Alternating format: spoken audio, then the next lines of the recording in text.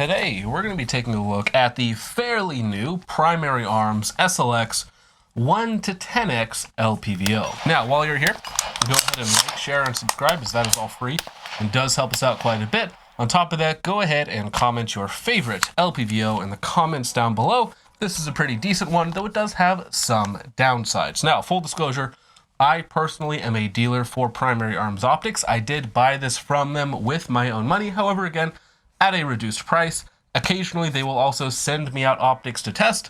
But again, keep in mind for this specific review, they did not send this out. I did pay for it, however, at a reduced price. Now, getting into some of the specifics on the optic, this is, of course, a 1-10 by 28 LPVO. Now, what that means is that we're dealing with a 34mm main tube versus your standard 30mm that's going to be on most other budget LPVOs. Now, that is pretty important when we get into a 1-10x optic because, of course, as we get a higher magnification range with that standard 30mm tube, your exit pupil ends up getting smaller and smaller as the magnification range increases, meaning that it's not particularly forgiving. So to get a little bit more light transmission, to get a little bit more forgiving exit pupil, you can make the tube a little bit bigger, and that's what they've done. Now, that being said, the size and weight is not bad. Coming in at 10.5 inches long and just over 19 ounces, it's not really a particularly big or heavy LPVO. Certainly not small or compact like some other optics on the market. But again, there are plenty of 1-6s and 1-8s in the 24 plus ounce range. And again, this 1-10 with a 34mm main tube is coming in at just over 19 ounces. So you're already getting a ton of magnification without that much of a size and weight penalty compared to LPVOs. Now, on the optic body itself, we of course have capped windage and elevation knobs, which is how I personally prefer it for more of a tactical set and forget style of optic. The windage knob also has an extra 2032 in the cap, so if your battery does die, you have an extra one on hand, which is fairly nice, and it's shipped that way, so that is cool. On the left-hand side of the optic, we have our illumination dial. It has 11 different settings, night vision 1, 2, and then standard 3 through 9. And then very interestingly on this optic, they have two at the top end that are labeled DT1 and DT2. I believe that is daylight 1 and daylight 2.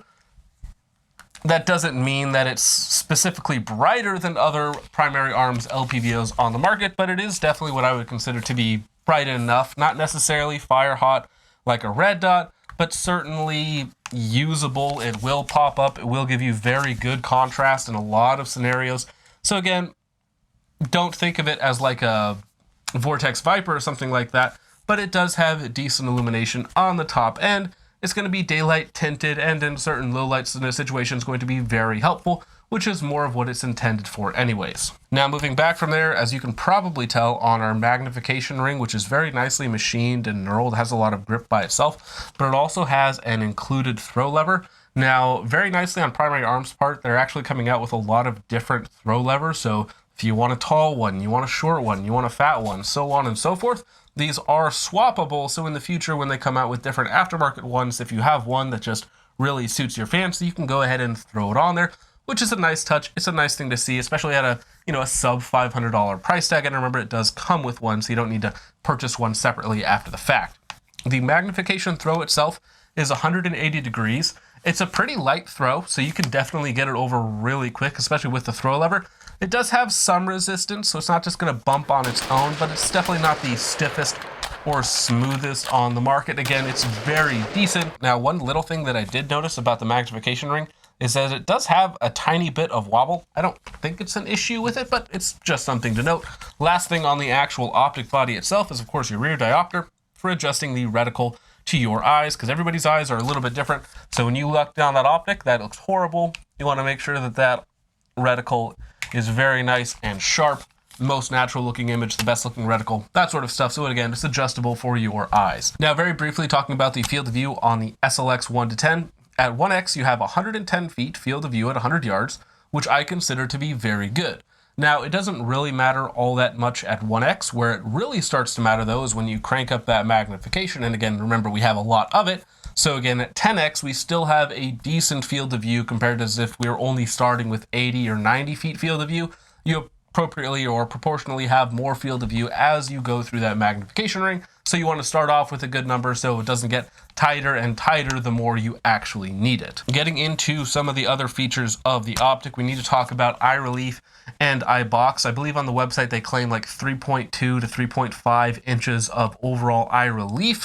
Fortunately, again, like most 1X LPVOs, on 1X, it is pretty good. So you have probably not the most forgiving out there, but it's pretty good. You can get about 2 inches to about 4.5 of perfect eye relief, and then any closer, any further, you're going to start to get some scope shadow in there. So very forgiving on 1X, not the most forgiving out there, but again, decent. And remember, we are talking about a 1 to 10. Now, the eye box is pretty tight. It's not bad. It's, again, probably about a 1/2 inch in all directions when you have your head in the proper location, and you'll still get a full image before you start to get egregious scope shadow. Now, with most LPVOs, as we start to crank up the magnification, and again, with this optic, we have 10x top-end magnification, so it does go up quite far. The actual eye relief tightens up considerably. You maybe have only an inch forward and back where you have an acceptable sight picture. It's going to be perfect for, again, a very small window where it's going to look good, and any further forward or back, you're going to start to get some scope shadow, and if you're off to left or right, you won't be able to see anything, as the eye box itself, again, at 10x, becomes very, very tight. You maybe have like 1/8 of an inch in all directions where you can see through the optic perfectly. Now, what that means is when you're at higher magnification levels, if you're trying to shoot from an odd position, not like just a stable prone position, it's going to be quite difficult to get a good sight picture through it. That is common on all LPVOs, especially noticeable when you get into the higher magnification ranges like 10x on this guy. Now, to compare it quickly to the Athlon 1 to 10x, one area where I think the Athlon 1 to 10x was better is that same feature set, basically same size, weight, 34mm main tube, 1 to 10x magnification. It was a little bit more forgiving at all magnification ranges, meaning it was a little more usable overall. One of the downsides of this optic is it is going to be less usable than other 1 to 6s and 1 to 8s on the market. And if you don't need 10x magnification, then you're kind of getting punished for no reason. Now, getting into the glass quality on the SLX 1 to 10, it is again a overseas manufactured optic. Glass is manufactured in China, and it's going to be basically on par with most other Chinese manufactured LPVOs. It's good enough. The clarity is there, the brightness is there. It's all very usable.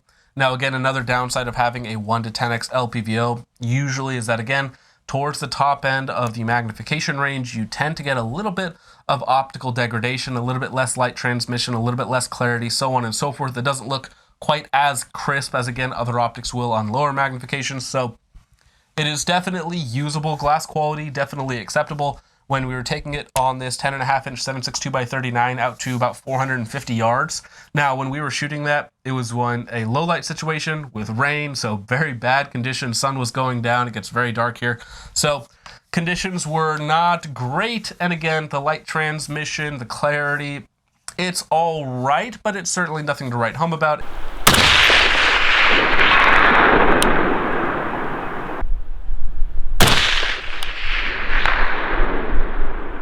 It is something that you are going to get a lot of advantage when you go into higher end scopes that are manufactured outside of China, Philippines, Japanese, German, so on and so forth, where you are going to get a lot of advantage in suboptimal lighting conditions, which we were definitely in when taking this out to distance. Now, getting into the reticle is basically perfect. I have no issues with it whatsoever. They come with a couple different versions. The Raptor reticle, which is kind of like your standard BDC, and then I believe this one here is the Griffin-Mil, which is specifically for this optic. So it is a 1x1 mil grid Christmas tree, which is perfectly fine.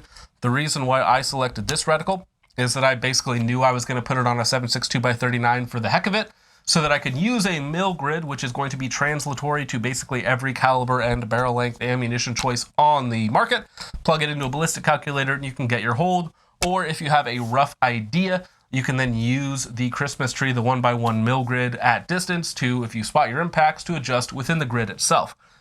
Very usable, very translatory. Again, you can put this optic on any gun and it's not going to be a BDC that doesn't line up perfectly because you have a very good mil grid that is very usable.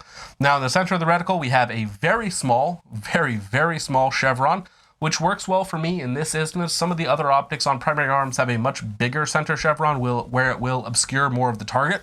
Again, in this, because you're not dialing, so you're using the mil grid for all of your holds, the chevron works very well in between 1, 200, and even out to 300 yards without obscuring much of the target, and does give you a very fine point for zeroing or accuracy testing purposes. On the outside of the chevron, you of course have your horseshoe, which works very well. Basically, inside of 15 yards, if you put it on the target and pull the trigger, you're going to be getting an acceptable hit. Obviously, that's going to depend on your target size. Now, because this is an ACSS reticle, it doesn't quite stop there. We also, of course, have auto ranging inside of the mil grid itself. So I believe you have horizontal auto ranging within the mil grid. You have auto ranging brackets on the left and right side of the reticle, and you also have holds for moving targets. So again, the reticle does all of the things that you want it to do. Personally, this combination in a 1-10x optic, you have a mil grid for when you're at 10x, taking shots again beyond 300 yards, 3, 4, 5, 6, 700 yards, so on and so forth. That mil grid is going to be very easy to use, very quick to adjust. If you spot a miss, you can very quickly adjust using that mil grid. Then, of course, for up close work, you have a very small chevron, which is very precise, something that I like, plus an outer horseshoe. So it's a very good blend of speed and precision up close. And then, of course, the mil grid for distance with the auto ranging features should you need them. So overall, while the glass quality and the eye box and eye relief is kind of all right, it's definitely fine for the price range. I do think that the reticle is a step above basically every other optic in the market in this price range. I don't think you can get a better reticle set, a better feature set from a different optic currently. Again, maybe you don't need all of those features, but it is nice to have, again, for a sub $500 optic. Now, getting into the last part of the testing is going to be usability and durability. Usability on the optic, kind of like I mentioned, on 1X is very good. You're really not going to have any issues working around cover and odd positions, so on and so forth. It is a very usable optic. The 1X quality itself is decent. It's not the best 1X. Again, even in this price category, I think the Vortex Viper, which is about the same cost as this, has the best 1X combined with the best illumination for almost like a red dot-like experience. It is actually a lot bigger and heavier than this optic at a 1-6 versus a 1-10. This also has a much better reticle for distance, so there are definitely pros and cons there. The 1X, though, is definitely all right. It is perfectly usable. It has, the illumination is fine. The reticle works well for shooting quickly, for being more precise if you need to, so on and so forth. The 1X itself overall is flat enough, it's good enough. There's really not too much to say about it other than it was definitely usable. Not the most forgiving eye box and eye relief on the market for an LPVO though. And again, as we mentioned earlier, when you do crank up to 10x magnification, that eye box and eye relief really tightens up. So if you're not in a very stable position, if you're trying to shoot again from odd positions or just not being very stable, it's going to be much harder to get a proper sight picture through it. So again, on 1X, pretty darn good. On 10X, it is less usable. So just keep that in mind, given your intended use case for the optic. Now, last part of that is going to be durability, where basically we want to do a drop test on the optic to see how it performs. Now, to be clear, the scope mount was torqued down appropriately, but we did a single drop from shoulder height onto kind of dirt and rocks, mostly gravel. Now, before we do the drop, we of course want to confirm our zero. So we did 3 rounds at a medium-sized steel target at 100 yards, just to confirm that the zero was on, which it was. We do a shoulder height drop, and then after the drop, we want to confirm or check if zero shifted. So again, at 100 yards, we were shooting at a medium-sized steel target, and it unfortunately shifted off target at 100 yards.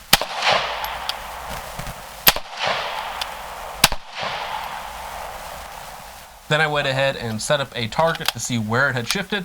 So basically it should have shifted at about 36 yards, where I was setting up a target just to see where the zero had actually moved to. It had moved about 4 inches up and to the left at 36 yards. So again, at 100 yards, it would be a whole foot up and to the left. Now, this mount, this Aero Precision Ultralight, it is a lightweight mount. I'm not sure how strong and durable it is. It's definitely not the toughest mount on the market, so that could be a variable, something we might need to check. But zero did shift about 12 MOA up and to the left, which caused it to miss at 100 yards. So as far as durability goes on the SLX 1-10, it is something that I will continue to evaluate on it, as I do want to see if it was a mount issue or a scope issue. Again, we will probably test that again at a later point in time. So at the end of the day, what you're getting with the SLX 1-10x28 is you're getting a very good feature set. The reticle is very good. The glass is okay. The 1X is okay. Size and weight is what I would consider to be very good for a 1-10 34mm. We did have a shift in 0 after the drop test. Again, that is something that we will continue to evaluate on the optic. The optic didn't die. There was no damage to it whatsoever. But again, the 0 did shift, and we'll try and figure out what that shift was caused by. But overall, sub $500 if you're looking for a 1-10. This has got to be one of the options that you're going to look at simply for the reticle set. If you need that 10x magnification, you probably want a very good reticle to go along with it. And the Griffin-M10S with the mil grid system is a very good reticle system. If you're not looking for that reticle and 10x top magnification, you're obviously not going to be looking at this scope. Again, if you only need 6 or 8x on the top end, usually those scopes are going to be a little bit cheaper and a little bit more usable overall. So again, this is going to be if you're looking for that 10x magnification and a very good reticle to go along with it. So with all that out of the way, guys, let me know what you think of the Primary Arms SLX 1-10x28 in the comments down below. Let me know if there's any other scopes that I should compare it directly against. And with all of that out of the way, guys, thank you so much for watching. I hope you all enjoyed. I will see you in the next one. Peace out.